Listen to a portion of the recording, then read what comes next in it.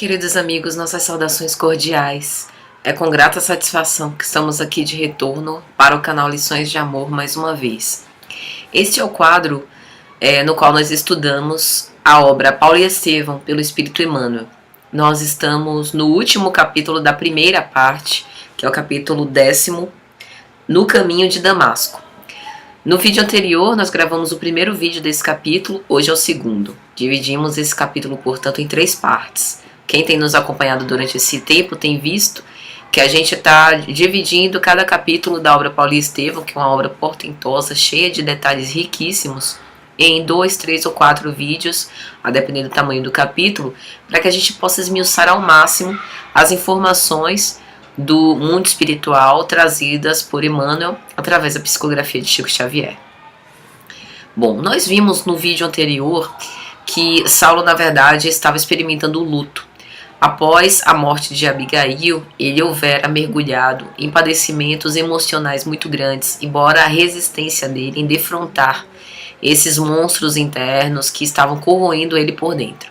Mas é inegável que ele nutria o remorso, o sentimento de arrependimento em relação a ter terminado tudo, com Abigail, e isso de certa forma acelerou a doença dela e fez com que ela caminhasse a passos largos rumo ao túmulo.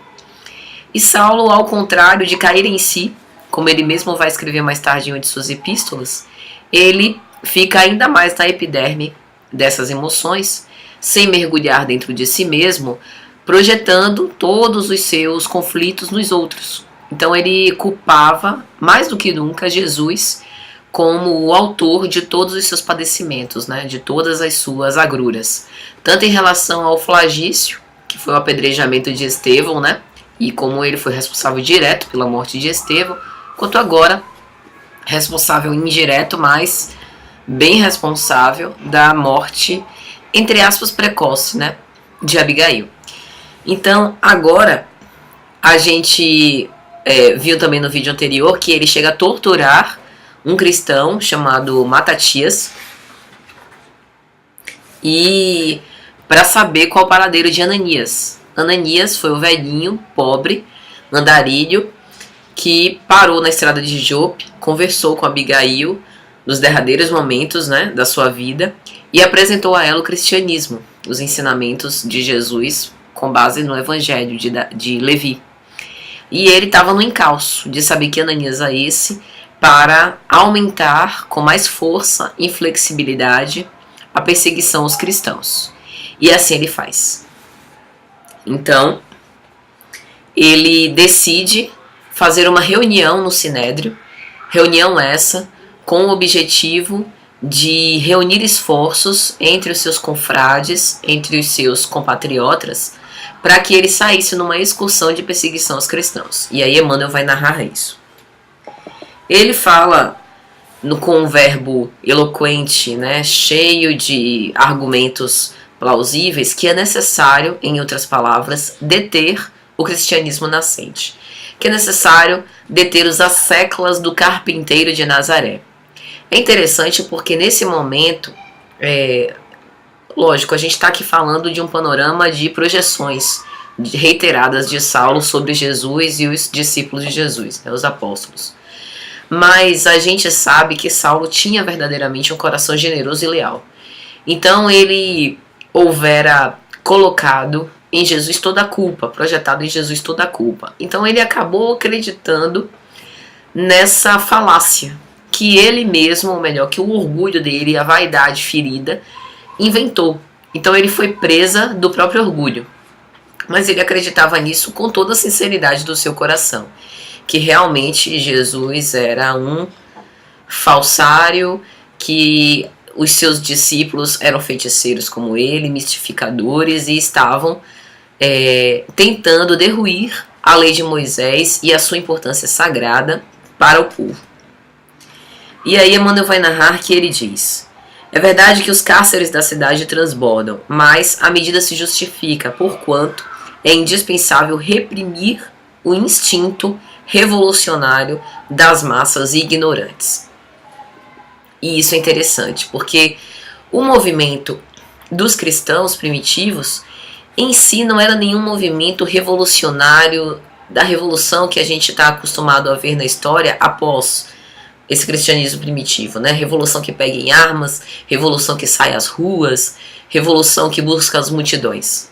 Veja que o trabalho dos cristãos sempre foi um trabalho de assistência às escondidas, né? Nas tabernas, escondidos na casa do caminho, essa assistência pacífica, né?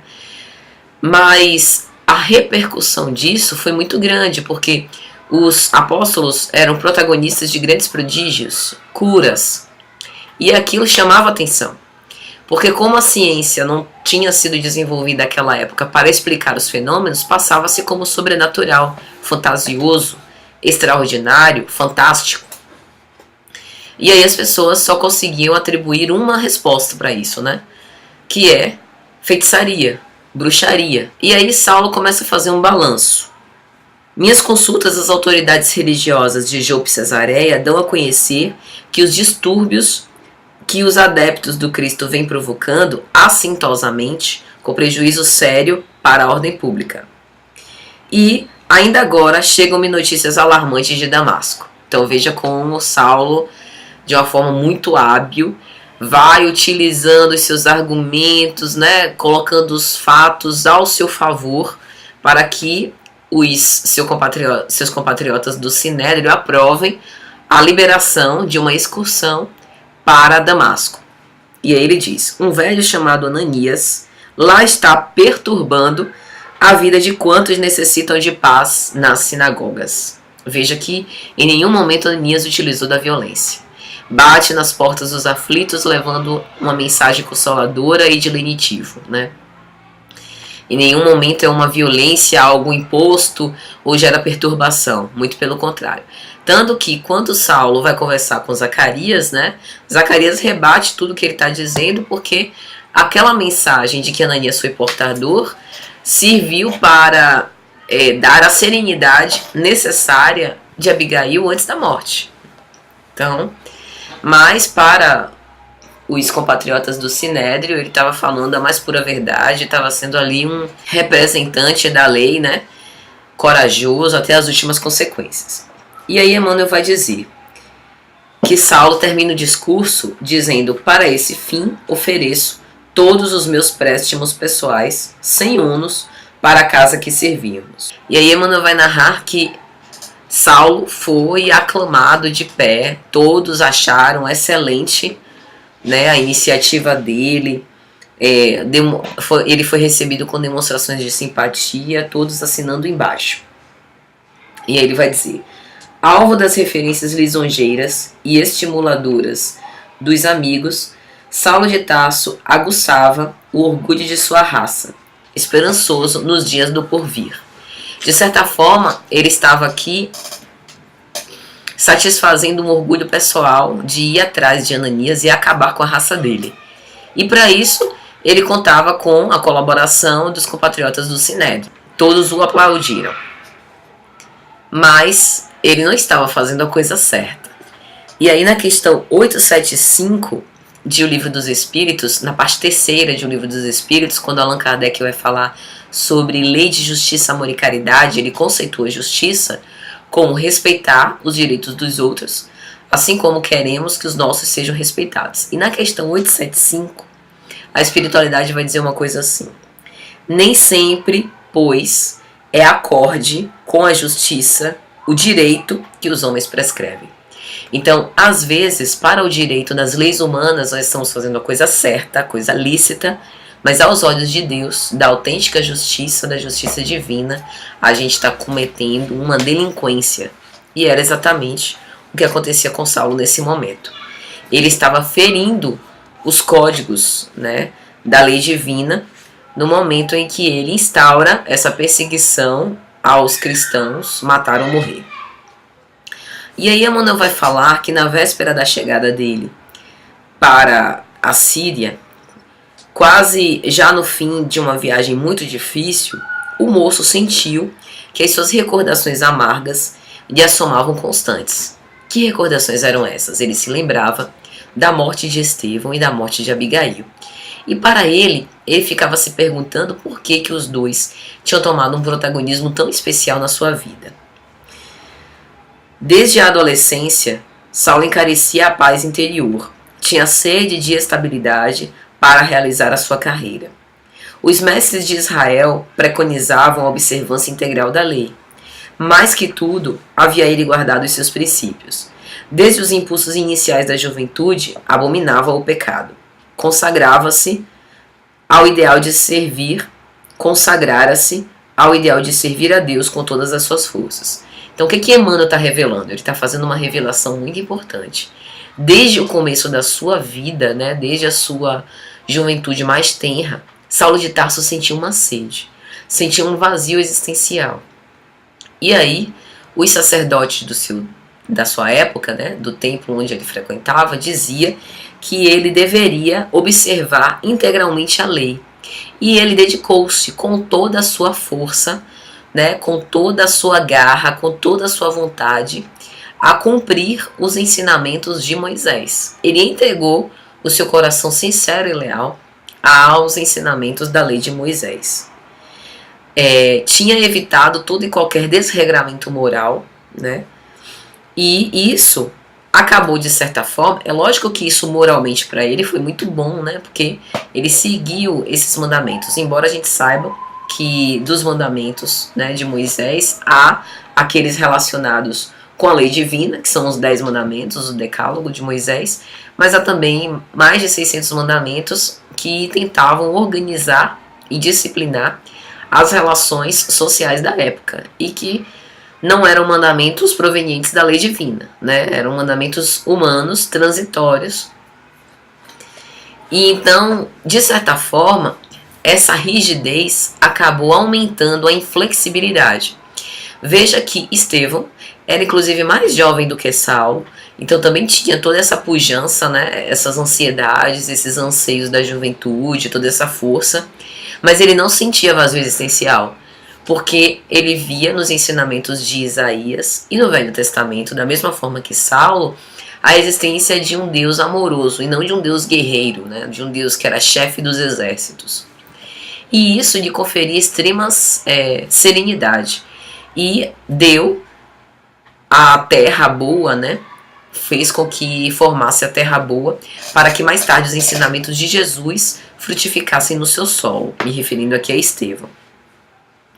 Só que no caso de Saulo, ele não conseguia encontrar a paz. Vai dizer Emmanuel: onde então a paz espiritual que tanto almejava nos esforços comuns? Por mais energias que despendesse, ele se via como um laboratório de inquietações dolorosas e profundas. O mistério da dor e dos destinos diferenciais crivava-o de enigmas insolúveis e sombrias interrogações.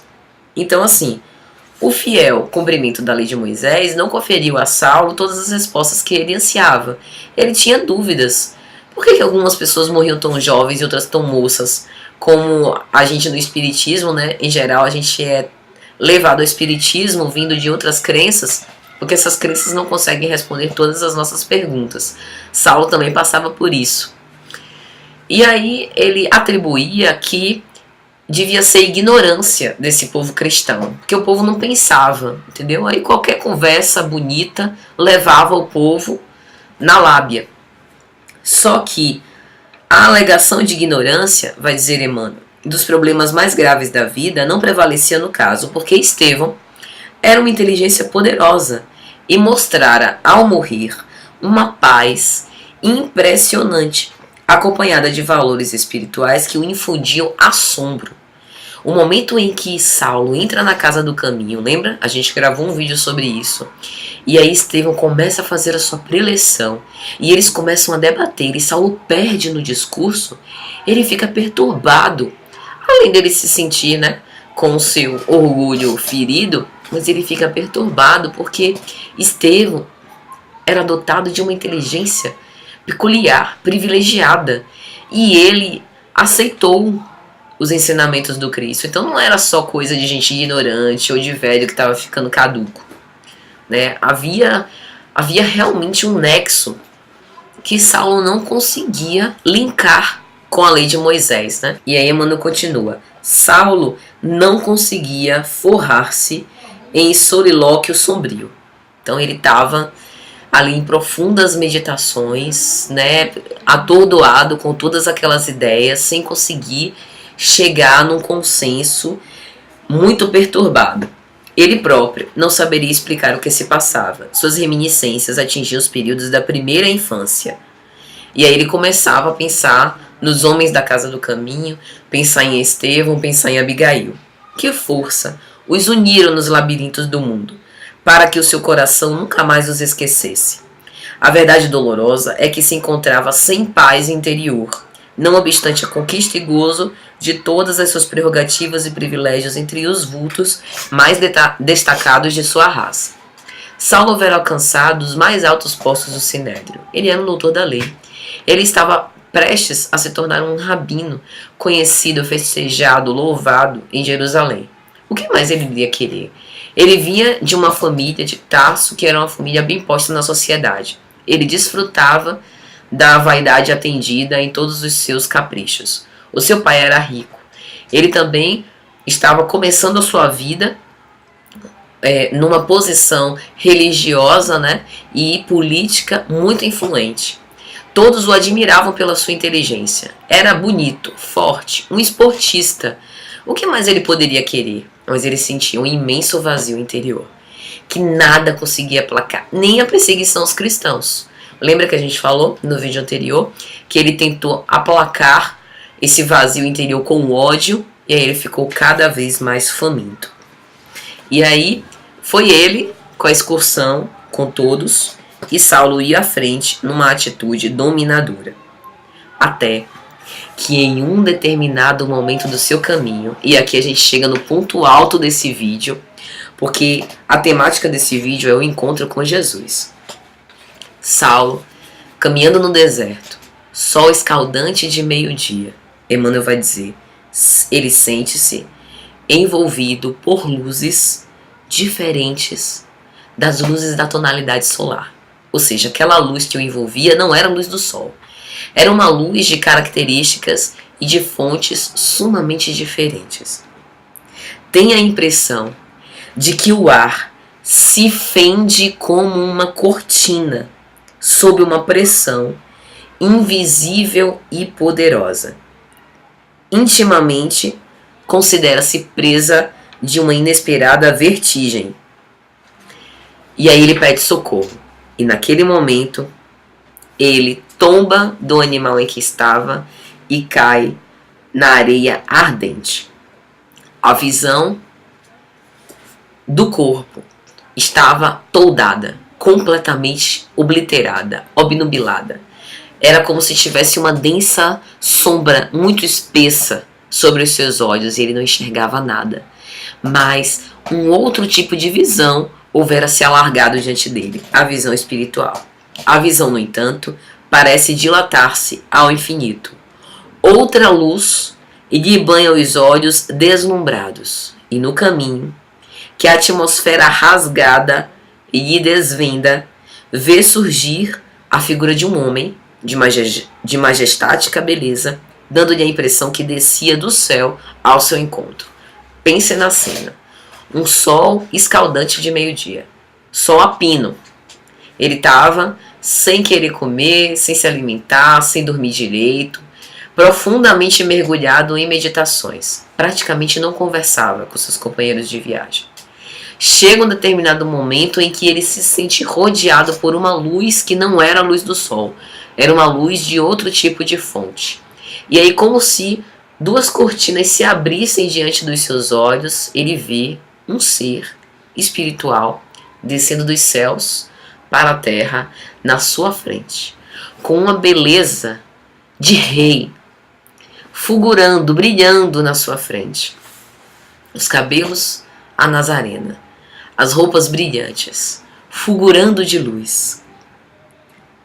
Era Jesus. E aí o doutor de Tarso contemplava Jesus com profundo espanto. E Jesus lhe pergunta: Saulo, Saulo, por que me persegues? Emmanuel vai dizer que Saulo tinha um arrastamento irresistível para aquela figura. Não conseguia concatenar nenhuma palavra. Os companheiros estavam ao redor de Saulo, no corpo físico, e ele genuflexo, ali, parado, com as mãos sobre os olhos, mas ainda assim enxergando pelos olhos da alma. E ele pergunta: quem sois vós, Senhor? Aureolado de uma luz balsâmica e num tom de inconcebível doçura, o Senhor respondeu: eu sou Jesus, Saulo. Ali era o começo da redenção. Imagine o orgulho e inflexibilidade de Saulo de Tarso. Ele estava perante uma prova contundente de que o carpinteiro nazareno, que ele acusava de caluniador, mistificador, que ele odiava, que ele tinha levado Abigail à loucura e à morte, que tinha sido a causa pelo apedrejamento de Estevão, etc, etc. Que na verdade era um grande feiticeiro, apresentava-se ali, diante dos seus olhos, com uma beleza majestosa, banhado, nimbado em luz, e ele sentia um poder invisível, imponderável, ao redor do Cristo. Como ele poderia negar? Ele estava defrontado com a verdade. Naquele momento ele percebeu que Jesus era o Messias. E aí o que ele faz? Negar não dá mais. Porque ele estava perante a verdade. Como é que ele ia negar? Ele não tinha onde se esconder. O orgulho farisaico ali não servia mais de nada. Ele estava desnudo. É como se ele tivesse morrido, defrontado com a vida eterna, e agora precisaria se posicionar. E aí Emmanuel diz: o apaixonado rabino de Jerusalém, ferido de morte, experimentando num momento a derrocada de todos os princípios que lhe conformaram o espírito, tinha o Cristo ali, magnânimo e incompreendido. E aí naquele momento ele pensa sobre o quanto Jesus era amoroso, de ter se dignado a aparecer para ele com o objetivo de dar-lhe mais uma chance. E aí Emmanuel diz, na expressão da sinceridade da sua alma ardente, considerou tudo isso na fugacidade de 1 minuto. Experimentou invencível vergonha do seu passado cruel, banhado por uma torrente de lágrimas. O mestre é quem lhe diz: não recalcitres contra os aguilhões. E aí Saulo percebeu, desde o primeiro defrontar-se com Estevão, os convites reiterados de Jesus para que ele fosse apresentado a mensagem divina e seguisse o Cristo. Depois, o apedrejamento. Depois, a conversão de Abigail. E a oportunidade de ter vivido com ela uma grande história, uma bela história de amor. E ele deu de ombros, tergiversou, deu as costas e não recebeu os convites do Criador. E agora, ali estava o próprio Salvador. Emmanuel diz: certo, o Salvador apiedara-se do seu coração leal e sincero, consagrado ao serviço da lei, e descera da sua glória, estendendo-lhe as mãos divinas. Ele, Saulo, era a ovelha perdida no resvaladouro das teorias escaldantes e destruidoras. A ideia de um lar morrera com Abigail. Sentia-se só e acabrunhado. Doravante, porém, entregar-se-ia ao Cristo, como simples escravo do seu amor. E aí então ele profere as tão conhecidas palavras: Senhor, que queres que eu faça? E as pessoas ao redor de Saulo estavam perplexas. Com quem será que ele está conversando? Será que ele ficou doido? O sol do deserto fritou os miolos dele? E aí Emmanuel diz: aquela alma resoluta, humilhada e ferida em seus princípios mais estimáveis, dava mostras da sua nobreza e lealdade. Foi aí que Jesus, dando-lhe a entender a necessidade dos homens se harmonizarem no trabalho comum, da edificação de todos no amor universal em seu nome, lhe diz: Saulo, entra na cidade, lá te será dito o que te convém fazer. E assim termina a aparição de Jesus a Saulo, e Saulo entra em Damasco. E aí a gente vai ver o que vai acontecer. É isso, meus amigos. Um grande abraço, se Jesus permitir. Até a próxima.